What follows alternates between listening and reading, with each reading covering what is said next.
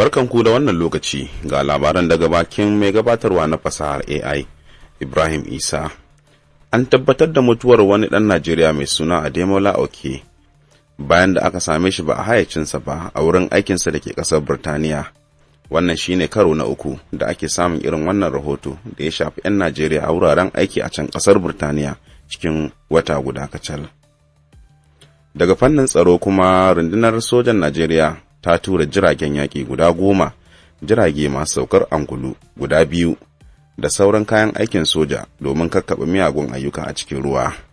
Shugaban rundunar sojan ruwa, Vice Admiral Idi Abbas ne ya bayyana hakan, inda ya lissafa ayyukan da suke son shawo kansa da suka hada da fashi da makami a teku, satar kayayyaki da kuma safarar mutane ba bisa ka'ida ba a yankin tekun Gulf na Guinea.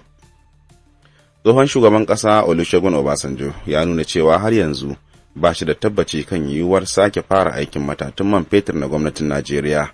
Obasanjo ya bayyana hakan ne a wata tattaunawa da aka yi da shi a gidan talabijin, inda ya bayyana cewa gogewar da ya samu ta nuna masa cewa tsarin haɗin gwiwa tsakanin gwamnati da kamfanoni masu zaman kansu shine kawai tsarin da ya fi dacewa kuma yake yin aiki yadda ya kamata.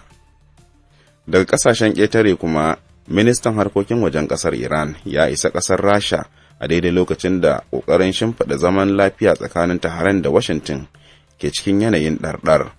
Ministan Abbas Arachi ana sa ran zai gana da shugaban ƙasar Rasha Vladimir Putin biyo bayan rugujewar tattaunawa da aka tsara gudanarwa a ƙasar Pakistan da kuma sauran harkokin diflomasiyya da ake gudanarwa a yankin.